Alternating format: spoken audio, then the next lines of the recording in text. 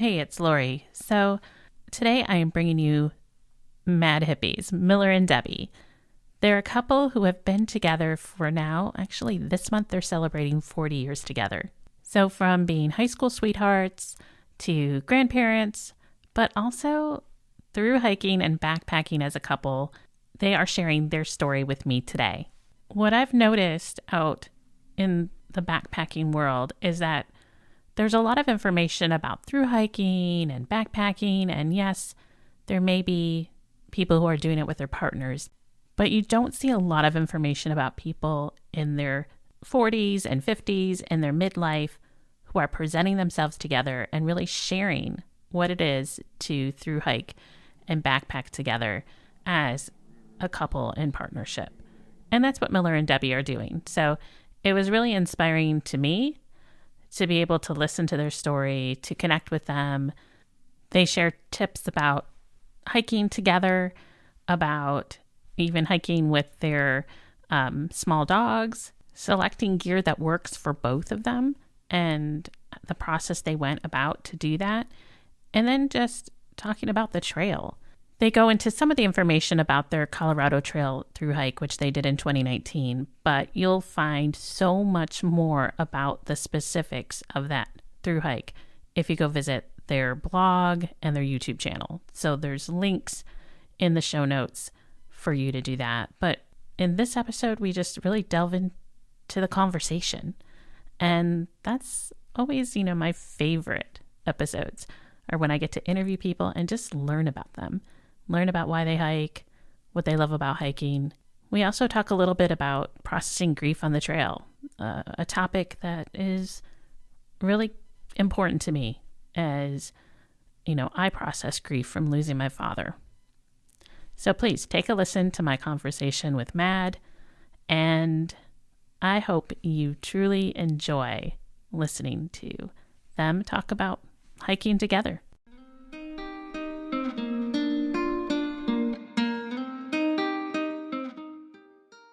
So I am here with the Mad Hippies, Miller and Debbie, and I figured I had to read your backstory, but I figured out, I just thought they were kind of mad. I mean, I understand that. Like we're all a little mad, so. Right. So and that has been so many years. It's just it's been mad. I use that all the time. People know us from high school as mad, Mm-hmm. There was a little story that went with that. I don't know if it's on the website or not. When we were in high school, 16, young and happy and stupid, whatever, we saw a little T-shirt stand, and I don't even know what prompted it, but let's go have some T-shirts made that say "We're mad" on them. And it kind of drove from there, and people would say, "What are you two so mad about?" And we just go, "Each other." And it was Miller and Debbie. It was just MAD, Miller and Debbie. His acronym, his mastermind. he's got a way with the words and to play with things like that. I was okay. We went with it. Yeah. So high school sweethearts, and right. and so how did you guys meet? Was it like you were in the same classes? Did you have the same circle of friends? Circle of friends. Yeah, a friend, a mutual friend. Mutual friend. Right. She got tired of hearing us talk about each other through her. Right. She did. She set us up and told us both, "Hey, I need to meet you at my locker after school." Yeah. Well, she didn't show up, but we did. And it was kind of like, uh-oh, I guess today's the day. We've found out. We're 50. I was 15, you were 16. Yeah. Neither one of us wanted to be in a relationship at the time. I never wanted to get married. But it was just one of those I'm in trouble things. I cannot stop thinking about you. I can't stop looking at you. Yeah. And there was just no turning back. I was in trouble.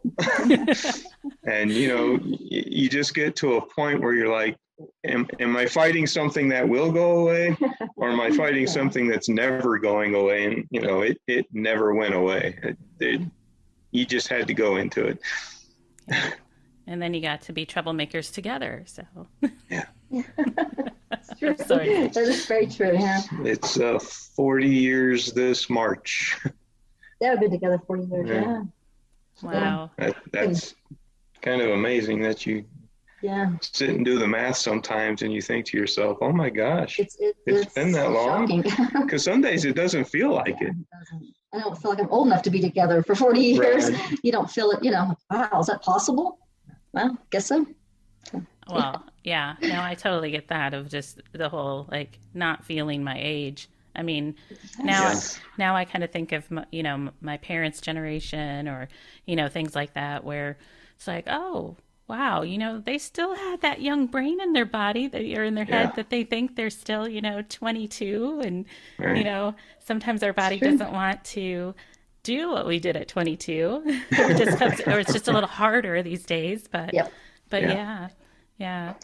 And that's tough to reconcile sometime for me. This, the fact that my body can't quite, you can feel a difference, the tug where, but inside, 16, 20, whatever. Yeah. Yep, absolutely. But I love, you guys are active. You're outdoors. You a couple of years ago, I guess, was 2019, so almost 3 years, right? Mm-hmm. That you did That the was Colorado Colorado Trail. Trail. Yeah, as a through hike, and so you're kind of showing. I mean, you are showing the world here that you don't have to be a 20 something to do through hikes.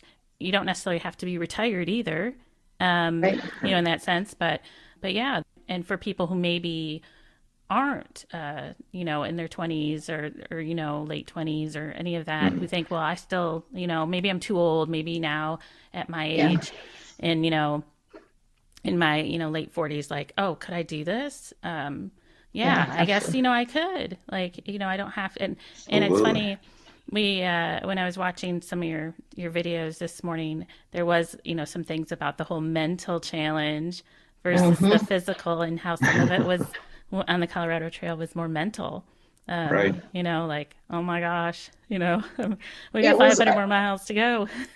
It was definitely more mental. And I think for me, I'm so relational, like with my kids, my grandkids, those little things where I would get up and think, oh, I haven't seen them in this long or talked to them because you're out of cell. So and that's why I always laugh.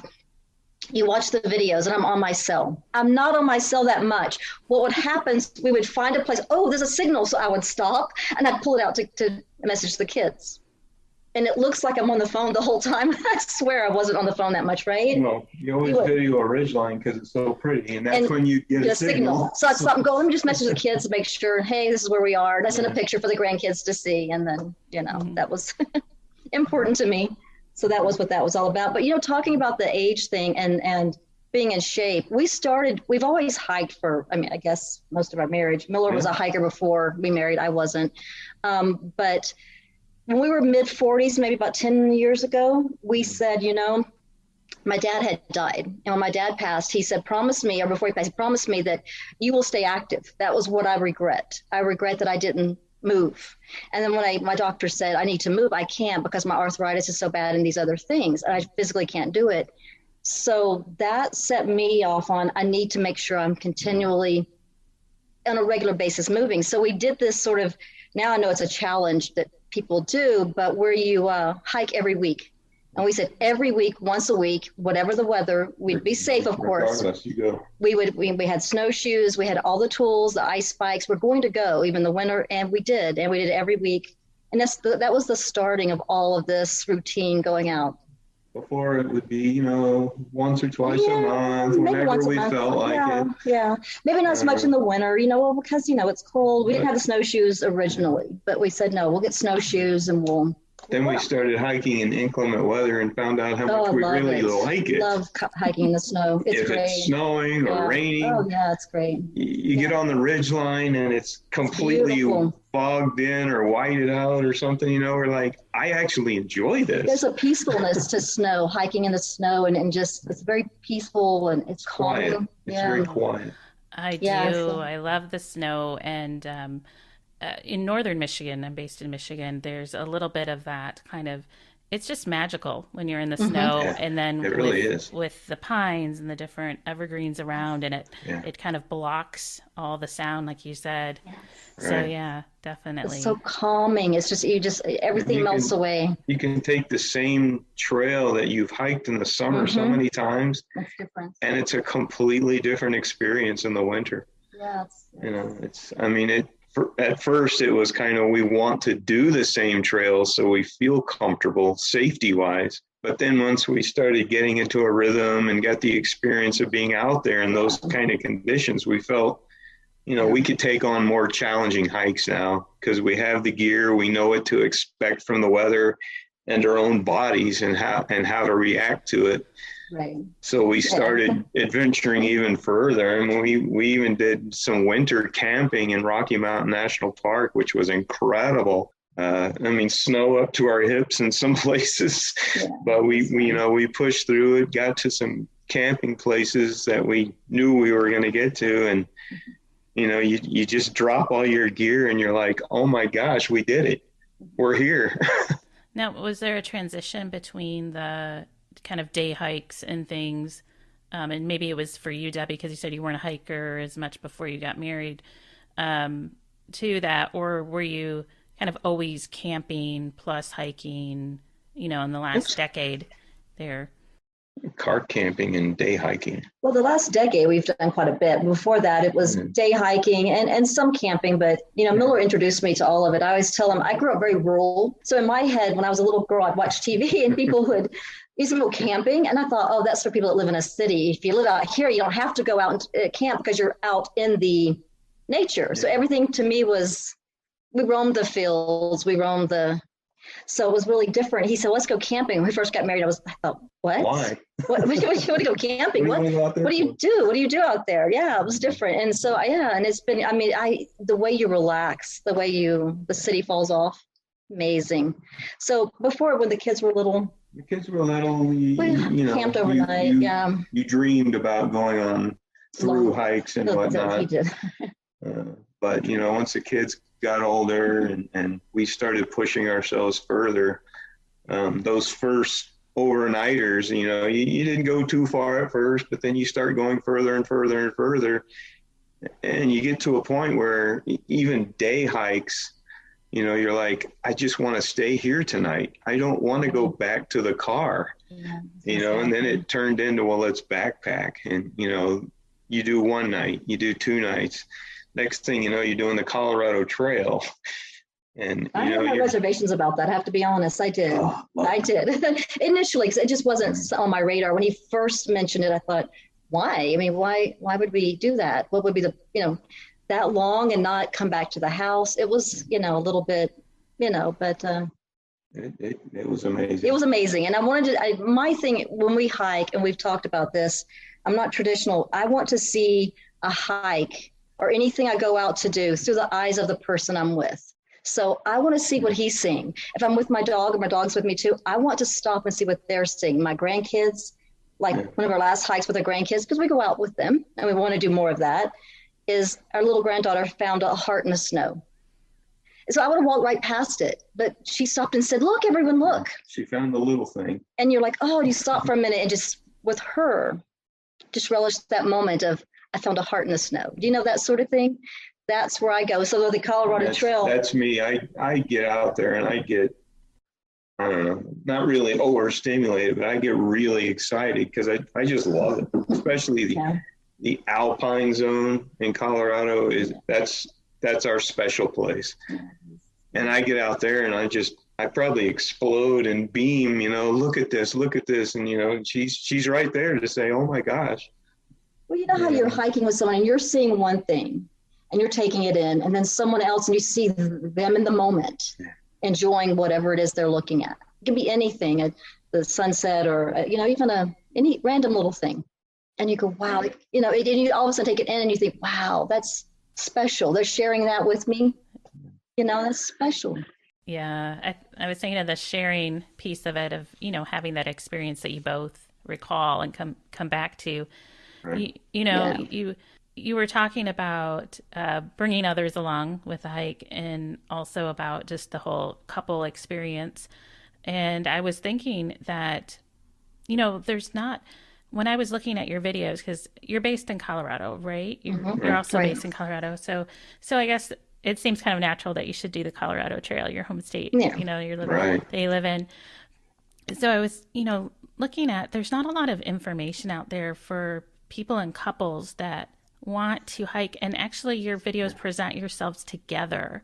Like there's couples who hike that do, Right. videos about it or something, but yours was very evident that it's your partnership, it's a couple, it's both share what when what works and what doesn't work, and even just going down to like the tent system and your sleep system, and there's just the basic things are like, oh my gosh, yeah, I can relate. Like those are challenges that I think aren't always talked about. It was a learning curve for us. How are we going to do this together?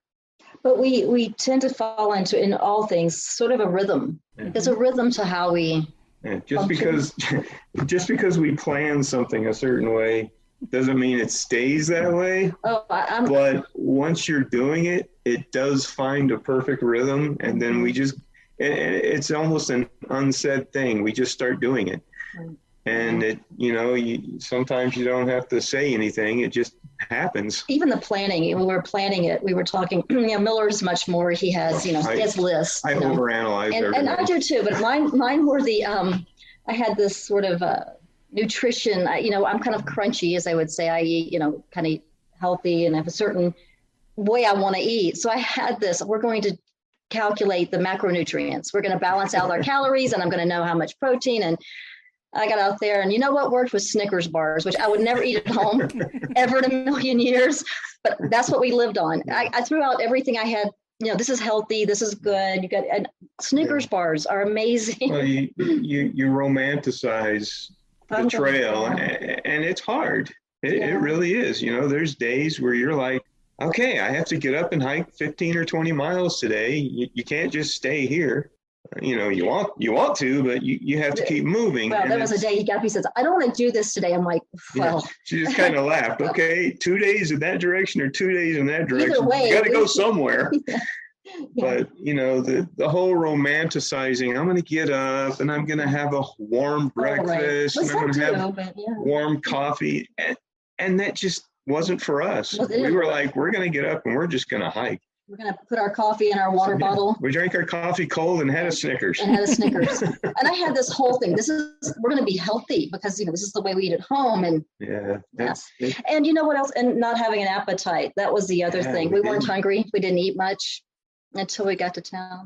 We forced ourselves to eat one meal a day on trail, really. If you would see the way, it was really kind of pitiful. We had all these plans, but we wound up going to hostels and donating all of our food at the end of every segment just because we had too much. We got to the place where we thought, let's just dump the food before we go this next section, because we knew that just we were going to eat it. Yeah. People in the hostels, they would be appreciative, or it could just be there for anybody. Well, we're vegetarian, so there was a couple of people and a lot of the food was vegan. So some of these people were like, "Oh my goodness, vegan food!" They were so excited. So one guy we ran into twice in 2 different towns, and he goes, "It's the Mad Hippies. What kind of vegan food do you have for me?" Because he was trying to find vegan food to throw in his pack. People are starting to follow you around, knowing they're going to get some good food after you hit the town. Our plans, overanalyzed probably, but they changed once we got out there, and it's kind of changed how we backpack in general after the whole Colorado Trail experience. Right, it has. We know what works and what doesn't work, and it makes for good, successful outings now. It really does. Right. We're enjoying it even more. Just because we found what works for us physically, nutritionally, and we enjoy being out there without the headaches of, what are we going to do? How are we going to do it? Because we fell into a rhythm now. Right. And now all you think about is, I want to go. So what are some things that you had, kind of considerations of when you are hiking as, together, and what would be some tips for any couple who are thinking of doing a through hike? You know what I would think my first thought, and again, it goes back to how I sort of function.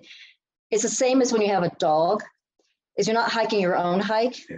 You're hiking our hike or the other person's hike. So all of a sudden, say I feel great today and I could, but he's not. Then I have, like that one morning he says, I'm not feeling it today. Okay, then we're going to have to, which is fine.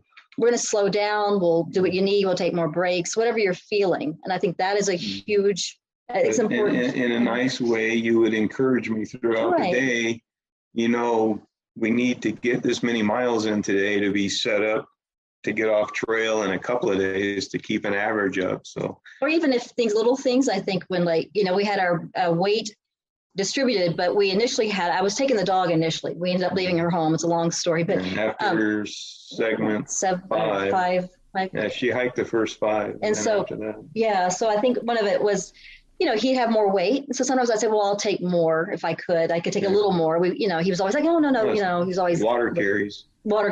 Let me carry more water if you're feeling it or whatever, that sort of thing.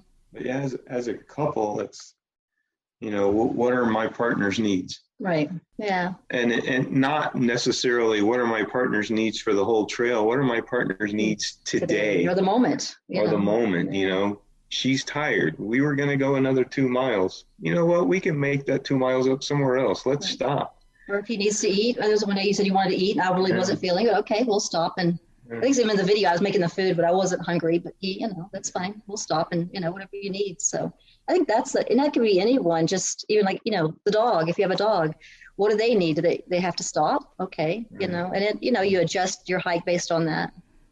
Yeah. But it sounds like you stop putting your own needs and goals first, which it's completely different. Yeah.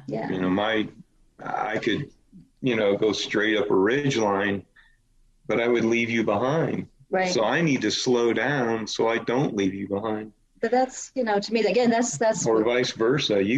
She'll get me on the backside when we're going downhill. I go slow, and she's speed racer, and I'm like, okay, so you would slow down.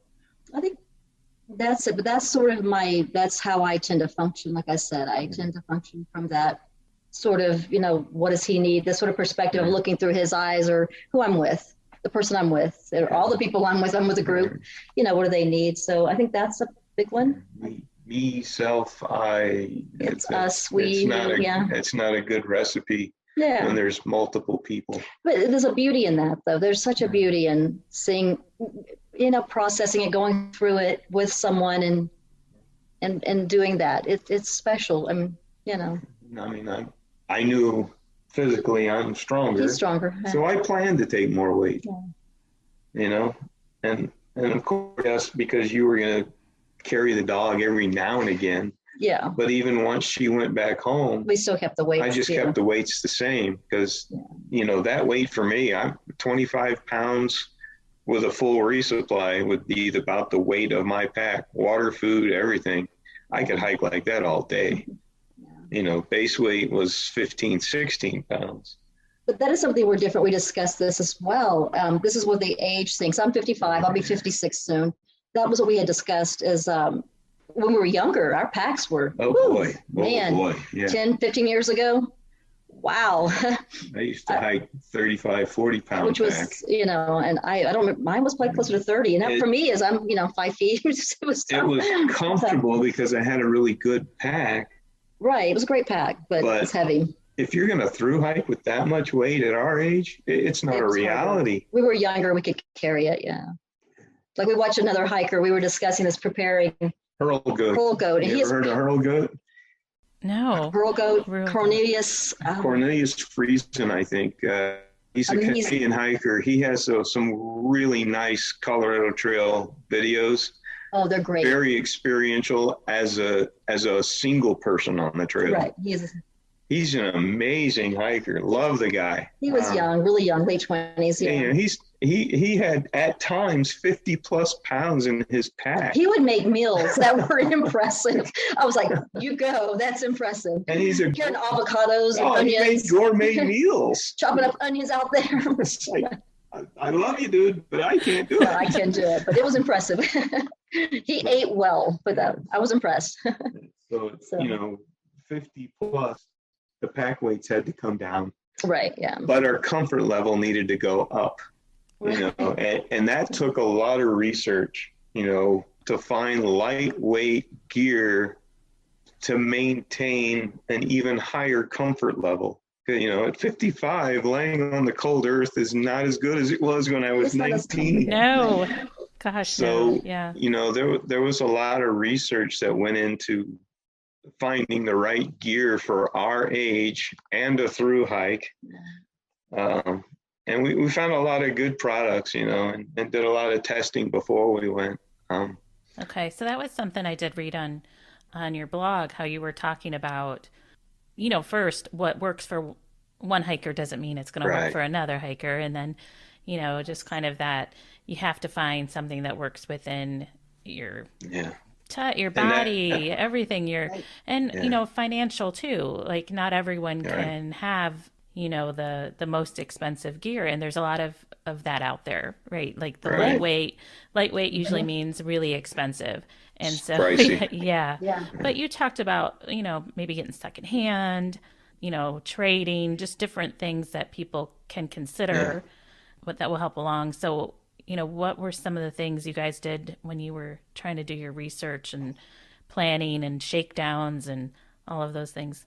Price was not necessarily at the forefront. I was able to work extra hours at my place where I work. And so we had a budget set, and I'm like, I'm going to work extra hours and we're just going to pay for this. And we did. So the price point wasn't necessarily at the forefront. I mean, we didn't want to go bankrupt either, but we had the means to make extra money to pay for the whole thing. So it became more of what are some of the things people are using out there? Is that going to work for us? There's a lot of research involved to talk to a lot of these cottage companies. And, you start forming relationships with some of these people, finding out their business practices, how they design things, how they make things, where do they source the materials? We kind of went all in with it and wanted to support small cottage companies, which was very important to us. But also find the products that are going to work best for us, which does come back to us hiking as a couple. Like our sleep pad, we had used single sleep pads in the past, trying to sleep close together. It doesn't work. There's always the big gap in the middle. You fall into it. There's a cold spot. So we were like, we want a double pad. Is that something backpackers use out on a trail like this? And found a company, Xped, that made not necessarily the lightest pads in the world, but they're not the heaviest either. And we found one that would work perfectly for both of us. And, that was a win, total win. And so we started looking at, okay, well, we don't want mummy bags. We both feel very constricted in mummy bags, never really liked them. We move too much. But we're hiking together, so how can we use our body heat? We went with a quilt. Never used a quilt before. A double quilt. And got a double quilt. And we'll never go back. Quilts are the best. They're amazing. It became like, it's almost like sleeping at home. We're close. We have the body heat. We're under this one blanket, which was great because you can share the heat. We can feel each other's touch, which is important to us. So that worked out, and that was an extremely lightweight product, not cheap, but worth every penny to us. And never cold, never hot.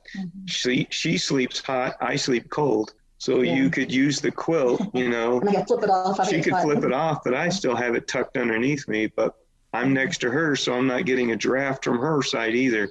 It was nice. It worked well. And some people say that doesn't work for them a lot, actually, I've read. But for us, it was great. Yeah, we love the quilt now. Tent-wise, and we wanted to save weight, so the tent is a great place to save weight. And anytime you can use any of your gear for more than one thing, you're saving weight. So our hiking poles were the tent poles. We got one of the Z-Pack tents, where you use your hiking poles to hold the tent up. immediately you just lost a lot of weight because you don't have those tent poles anymore. And we got the double version, which, and to Z-Pac's honor, their 2-person tent is a 2-person tent. I swear by it. We've had a lot of 2-person tents before that are not 2 people tent. So we fell in love with that one. You don't need a ground sheet. You don't need a rain fly. You don't need the tent poles. Immediately we're seeing all this weight savings and thinking to ourselves that this is exactly the road we need to start going down. They are expensive though. You're right. They're expensive products. Yes. And I think they'll last us a long time. We take care of our things. We're very, fastidious with our things, and we put them away. But there's ways you can find them. I think you can get them used. And I think Z-Packs has trade. Z-Packs has sales every year. All these companies have sales. Matter of fact, we waited for them to have sales. We did. Actually, we were waiting for sales. We watched like Black Friday type things, Cyber Mondays. We did. We were doing that. So they have products that are, the stitching wasn't perfect, so you can save there. But they're so great. Quality, so there's plenty of ways to save if it's within the budget. Yeah. But there's still a lot of other options out there as well. It is overwhelming. Yeah, it is. There are so many products on the market. We just found something that really works great for us, and happy that it does, because we've been through several tents. We've been through several pads. We've been through several types of sleeping bags. It was just a process of elimination and experience that got us to the place we're at, where now we know exactly what we want, and this is what we're going to use. That's part of it too. I mean, if you think about all the other products that you had to go through, you're in the end when you buy something that's just kind of meant or kind of for 2 people, it just makes sense. And maybe there are some kind of organizations or kind of groups where you can try things out or just see things ahead of time. I know that's hard because to order like unseen and untested, it's kind of tough. And I think that's why as hikers everyone loves to watch the gear videos and try to analyze and figure out, like, is that for me, or even when the tent came, when we first ordered it and we opened it at home, I went, oh my God, what have we done? I can see through this thing.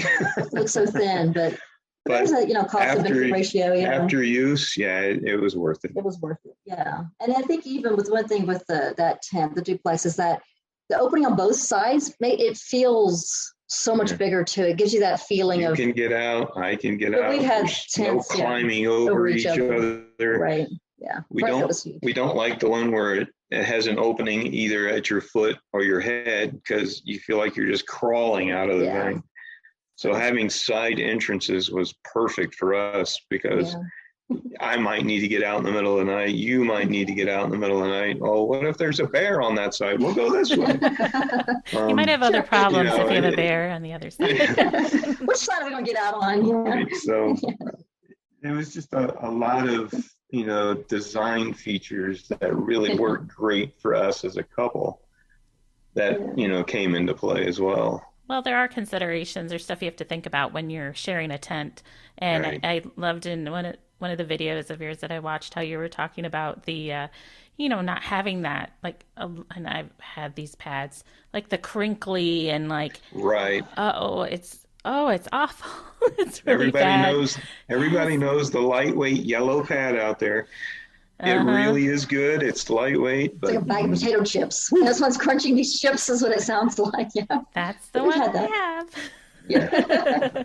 Actually, we still use them. We have them, I went on the one hike last summer by myself, which I'll never do again. But I used it then. Yeah. Mm-hmm. I shoved it inside the sleeping bag. It never went anywhere. But, it worked out. But still, I think it's a good product. It's just not for us. Slipping and sliding. That's how I felt like I was all night. Like slipping and sliding. Yes. I got to ask you about hiking with your dog. And because I was watching, and you have a Chihuahua, right? Two of them. Two of them. Two now. I know.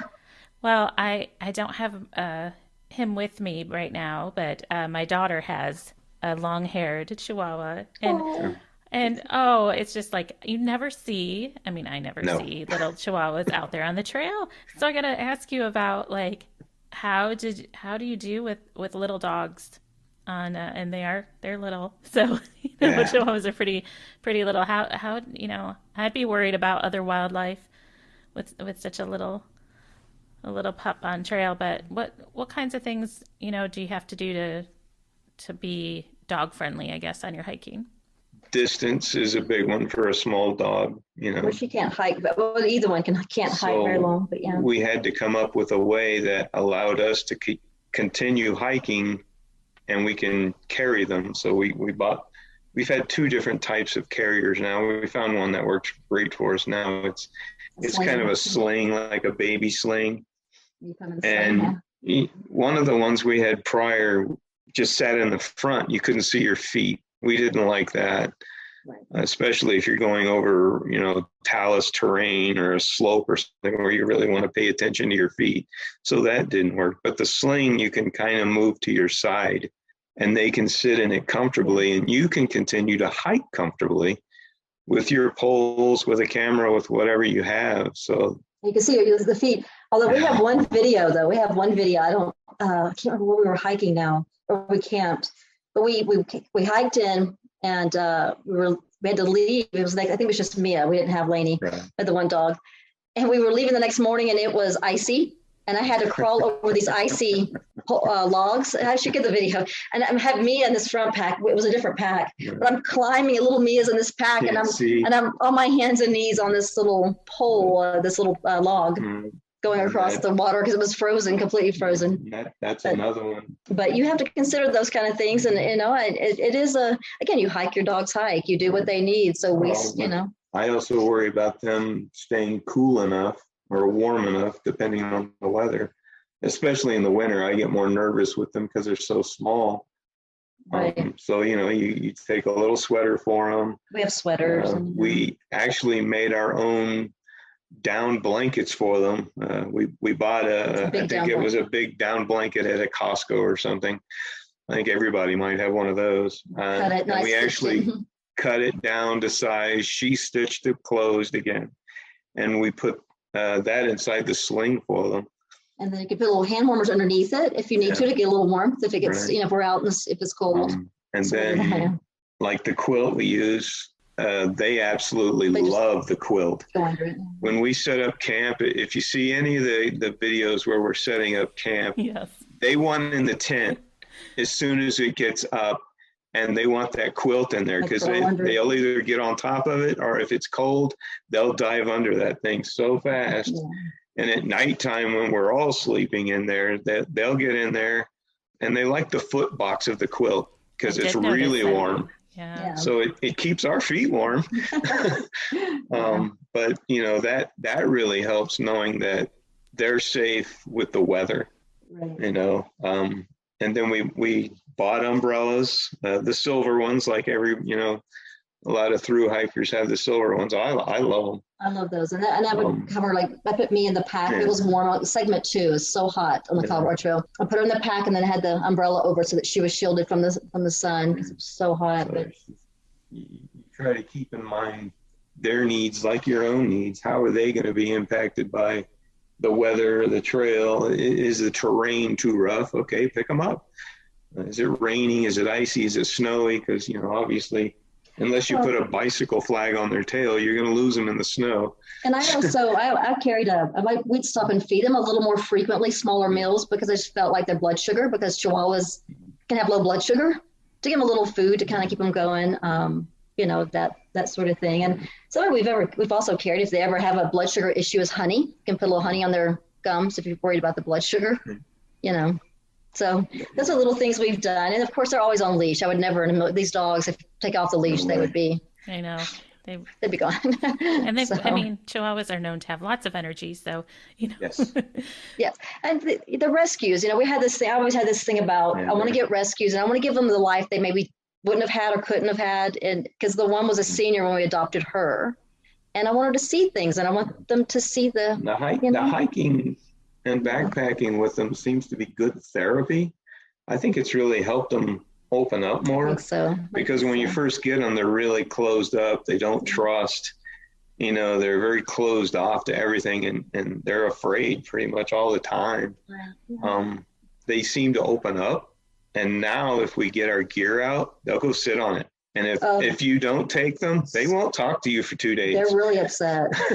So they want to go, and it could be, snowing outside, and they're like, I'm going. Like, all right. It's fun to see it. Like I said, it's fun to see them excited. We had labs before this, so we've not always had chihuahuas. Totally we had different. labs, which are very different to hike with, of course. And they were fun too when you camped. The difference was when they camped, they got a lot more space in the tent. Right. When you have the Labradors, they were, but it was fun. The tent we have, all of our gear, the dogs, us, everything. We all fit in there. It all fits. Yeah. And that was important because we take everything inside our tent at night. Yeah. Right. We don't leave anything outside the tent, ever. You said that earlier on in our chat, you said that you kind of through hiking changed now your approach to things. Addicted. So Debbie, do you feel that too? Like, are you kind of thinking of another through hike? I don't know. Well, what we're talking, the next big thing we want to do is to do the Washington State portion of the PCT. So it's about the same distance as the Colorado Trail, about 500 miles-ish, about another month or 6 weeks to do, I think. And that's what we're thinking at some point we want to do. Not in a position to do anything more than that. Still working. Still working, yeah. Otherwise, my aspirations, I would push for a 6-month hike. Yeah. I think I would really like that, but that's, several years away. And, being in our 50s, knowing that's still, several years away, you want to keep your health up. You want to stay active because you don't want to shut down in retirement. You want to go for it. It is, yeah. I mean, it's different. After we got back from the CT, I don't know. I had a moment of, I don't know if I do that again. It took me, a little bit, but I don't know. I think I would. I just had to process and get back and see my people, see my family and, Completely the other way. I wanted to turn around and go back. He did. Want to turn around and go back? I'm like, no. Weather and time permitting, I would have turned around and walked back to Denver. Done a yo-yo?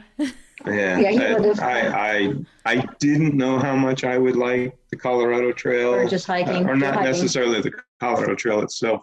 But through hiking. But through hiking, it ruined me. Now I just want to go backpacking all the time. Yeah. But, I might. And I love stories like, Grandma Gatewood, everyone talks about that book. Wonderful. Love that book. I love those types of stories. Yeah.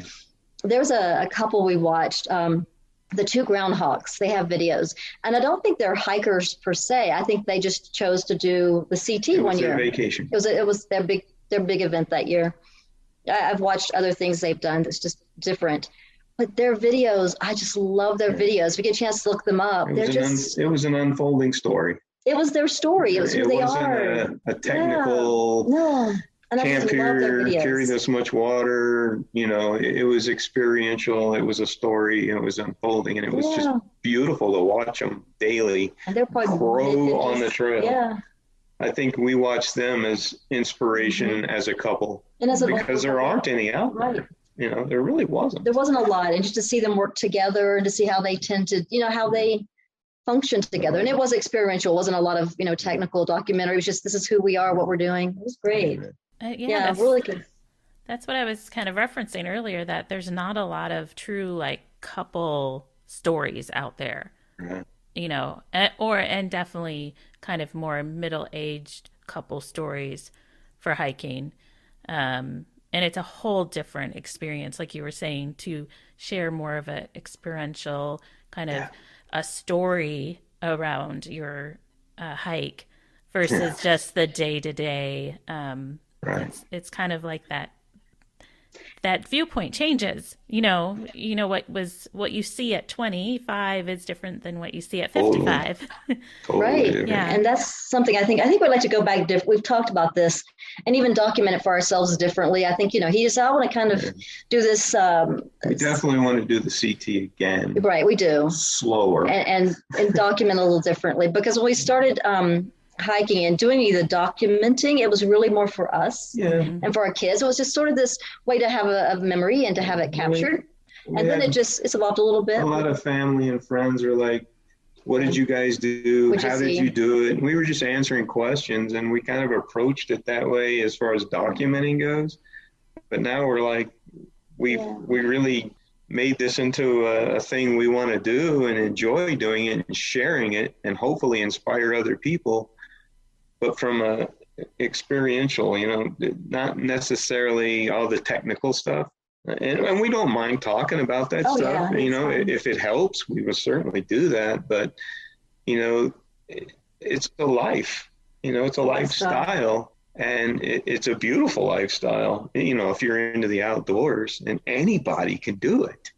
Well, we had one time on the trail. I don't remember what segment it was, I call it the Moose Lake, wherever that. We met some hikers. You know how you meet people, and the younger hikers. They were younger, and they knew we were probably coming up behind, most we were, and they had stopped and they had saved a spot for us because there was not a lot of places to camp where we were. And I can't remember the segment, but they said, "Oh, we don't." They saw us coming. They waved us down. We got a spot for you, and we got there, and it was it was nice because it was experiencing the camping. It was the day before getting into Lake City, so just before the ascent to Snow Mesa, there was a beautiful beaver pond with an outstream, and there was moose in it. 4 moose that were there at the same time, and you would not see this from the trail. You would walk right past it. You wouldn't know it was there.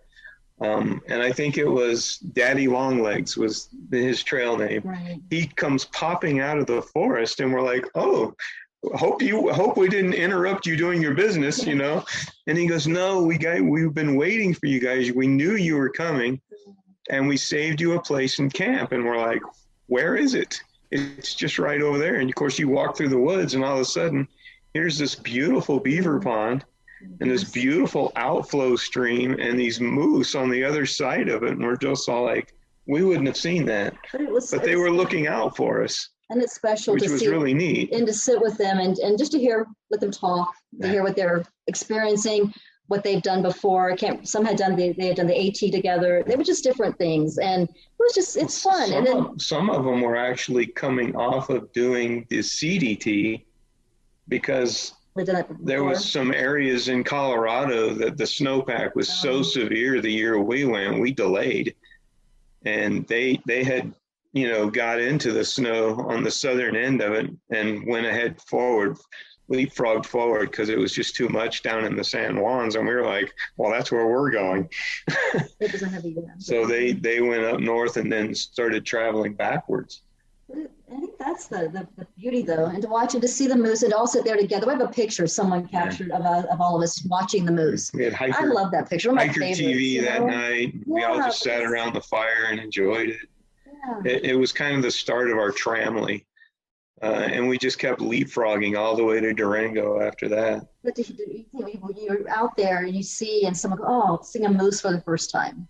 Yeah. It's special. That was cool. It's really unique. Yeah. And that's what I like about it. And the trail definitely, it brings all age groups, all economic groups. Yes. It brings you all together. So I think that's also a good point to make that, even though you might be in one age group and you're then hanging out with your trail family and they're, 25, 30 years. Difference. That you're, I'll speak the same language.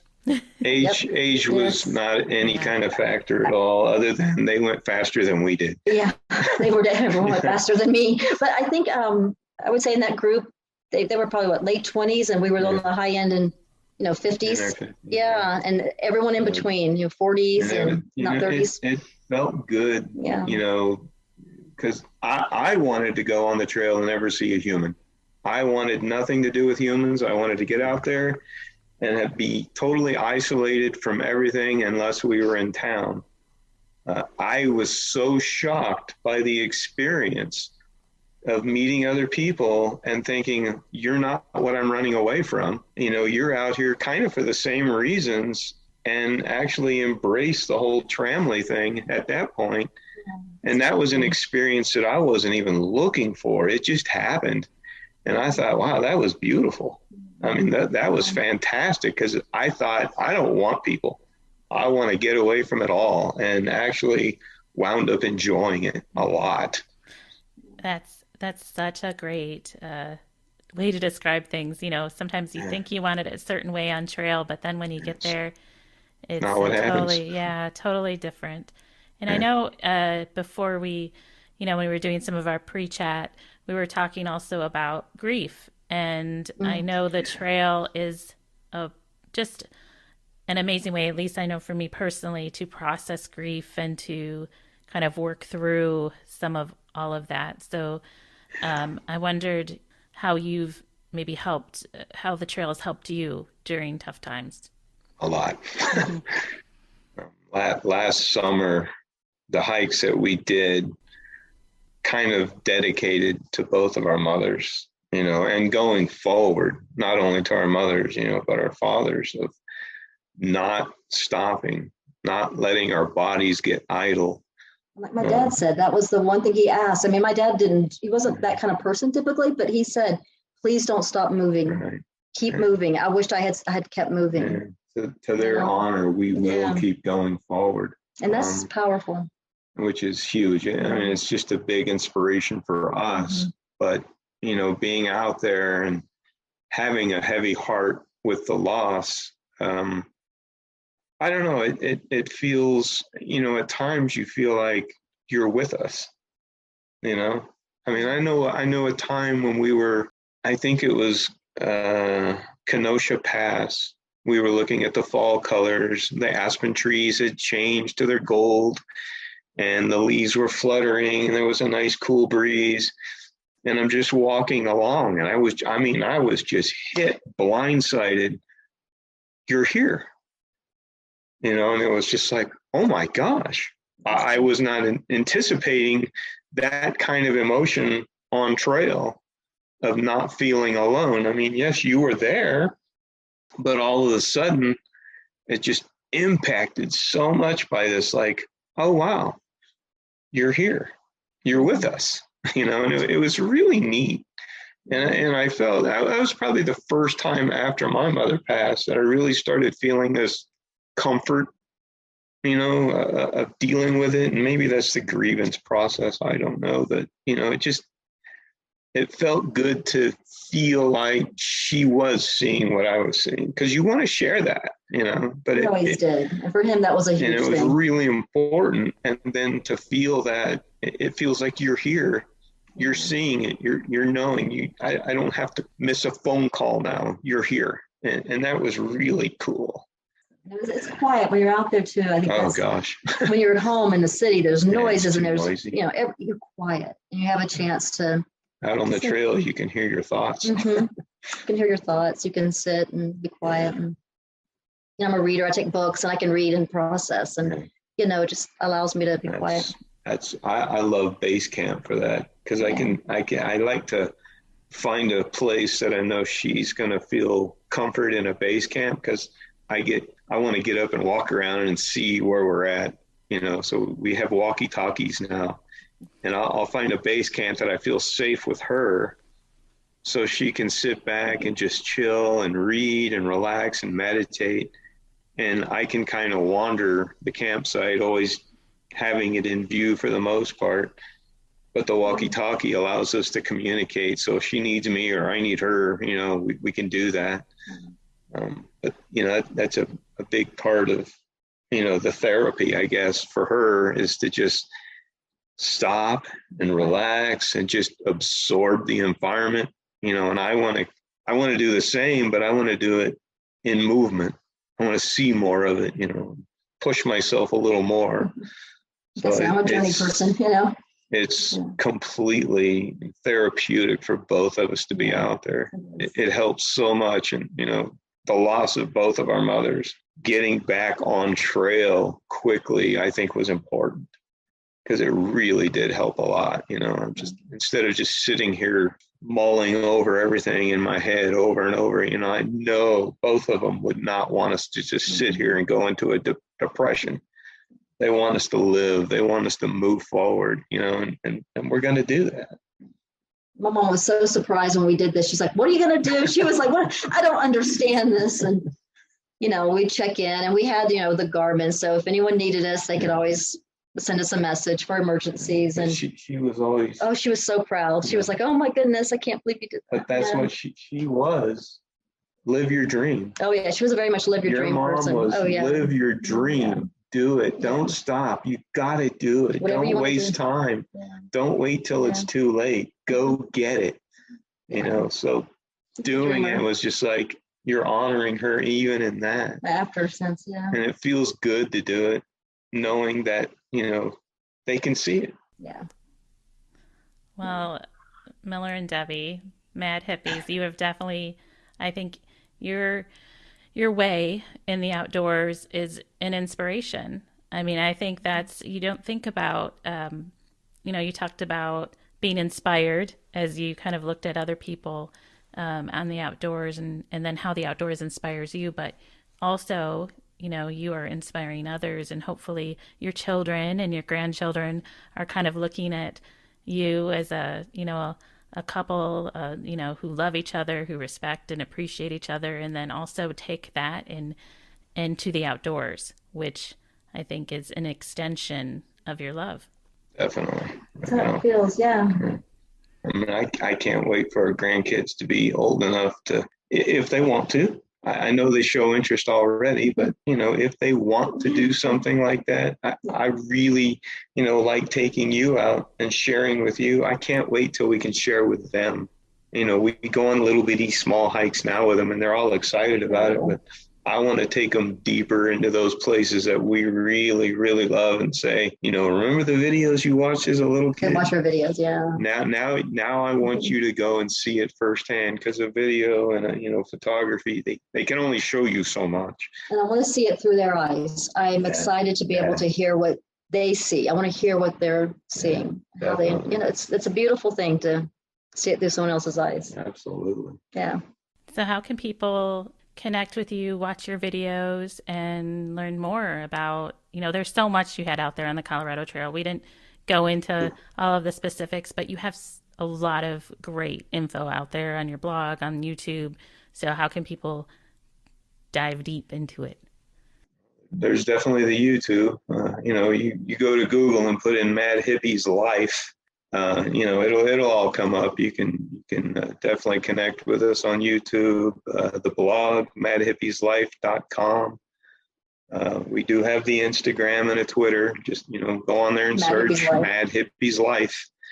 But yeah, connect with us, contact us. You got questions, comments, whatever. We love talking about it. We're more than happy to, answer questions, tell you what happened to us. What might work for you, what might not work for you, but we love talking trail, no doubt. Well, I will put links to all of that. And I know you have is it almost 3-hour Q&A out there? Yeah, there was a Q&A for the big three, our tent, sleeping bag, and sleeping pad. We had a Q&A for food and water. There was a Q&A for clothing alone. It's all, it's all on the blog and definitely on YouTube for sure. Well, I appreciate your time today. Thanks for absolutely. This was great chatting with me. Thank you for chatting with us. Yeah, it's great. I'm glad a lot of times you never get to get beyond the name, an Instagram grid or whatever, Yeah. So it's nice when you get to to meet the people behind it and learn more. Thanks again, Miller and Debbie, for sharing your little bit more about your lives with me and the listeners. Make sure to check the show notes for links to connect with them and read their blog, and also watch those videos that go into all of the Colorado Trail specifics, and they have a great Q&A about it too. If you're enjoying the podcast, please make sure to give it a 5-star rating, leave a review. All of that means so much to me when you share it out with your social media connections, your Facebook groups, wherever you may be talking about hiking. You can also become a patron to get some exclusive weekly audio content from me and to know that you're helping me to stay independent and keep getting this content out to all of you. Links are in the show notes of ways you can do that. You can always drop me a message, hikepodcast@gmail.com, or on Facebook, Instagram, and Twitter, find me at The Hike Podcast. So until next time, see you on the trail.